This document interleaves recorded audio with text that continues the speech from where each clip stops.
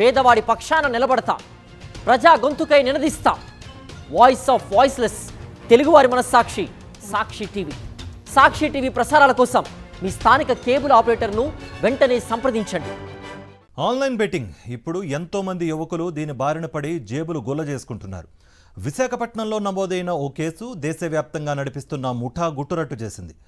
ఒక్క కేసులో లింకులు పట్టుకుని దర్యాప్తు చేసిన విశాఖ పోలీసులు బెంగళూరులో భారీ ఆపరేషన్ చేపట్టి ఆన్లైన్ క్రికెట్ బెట్టింగ్ ముఠాను అరెస్ట్ చేశారు. సులువుగా డబ్బు సంపాదించాలన్న కొందరి ఆశలను బెట్టింగ్ ముఠాలు క్యాష్ చేసుకుంటున్నాయి. అమాయకులైన వారిని బెట్టింగ్ ఊబిలోకి లాగుతూ అప్పుల పాలు చేస్తున్నాయి. ఈ క్రమంలోనే మడకవలసకు చెందిన తండి రవికుమార్తో బ్యాంక్ అకౌంట్ ఓపెన్ చేయించి ఆన్లైన్ బెట్టింగ్ ట్రాప్లోకి దింపారు.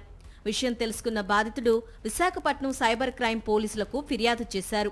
కేసు నమోదు చేసి దర్యాప్తు ప్రారంభించిన పోలీసులు బ్యాంక్ అకౌంట్ల ద్వారా నిందితుల జాడ కనిపెట్టారు. ఒక రాష్ట్రం నుంచి మరో రాష్ట్రానికి లింకులున్నట్లుగా గుర్తించిన పోలీసులు చివరకు బెంగళూరులో బెట్టింగ్కు సంబంధించిన కాల్ సెంటర్ ఉన్నట్లు గుర్తించారు.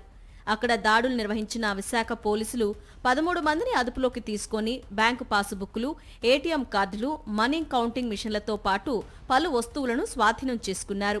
రెడ్డి అన్న బెట్టింగ్ ర్యాకెట్ మీద యాక్షన్ తీసుకొని బెంగళూరులో పనిచేస్తున్న ఒక కాల్ సెంటర్ మీద దాడి చేసి 13 మందిని అరెస్ట్ చేసి mobile phone, laptop, cheque book, bank passbook, routers, cash machine, ATM card, SIM card, cameras ఇవన్నీ బెట్టింగ్ ర్యాకెట్లో యూజ్ చేస్తున్నటువంటి అన్ని ఐటమ్స్ మనం సీజ్ చేశాము.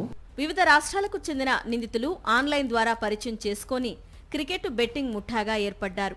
వీరందరికీ గబ్బర్ అనే వ్యక్తి లీడర్గా వ్యవహరించేవాడు. గ్యాంగ్లో ఉన్నవారికి గబ్బర్ వారం రోజుల పాటు ఆన్లైన్లో ట్రైనింగ్ ఇచ్చేవాడు. బెంగళూరులో ఏర్పాటు చేసిన కాల్ సెంటర్లో ఒక్కో షిఫ్ట్కు 2 చొప్పున 24 గంటల పాటు పనిచేసేలా ఏర్పాట్లు చేశారు.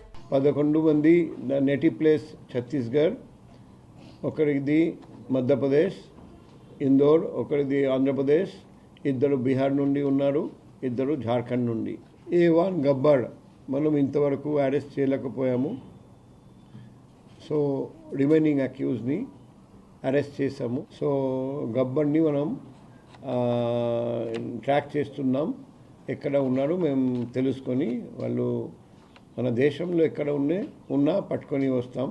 2 వెబ్సైట్లు ఏర్పాటు చేసిన వీరు వివిధ రాష్ట్రాల్లో తమకు తెలిసిన వారి ద్వారా పరిచయాలు పెంచుకొని వారితో బ్యాంక్ అకౌంట్లు ఓపెన్ చేయించారు. కొరియర్ ద్వారా బ్యాంకు పాసు పుస్తకాలు, ఏటీఎంలు తెప్పించుకొని ఆన్లైన్ బెట్టింగ్ కోసం వీటిని ఉపయోగిస్తున్నట్లు పోలీసులు గుర్తించారు. బెట్టింగ్ గ్యాంగ్ ఓపెన్ చేసిన వెబ్సైట్స్కు తమ వద్ద ఉన్న బ్యాంక్ అకౌంట్లను లింక్ చేసేవారు.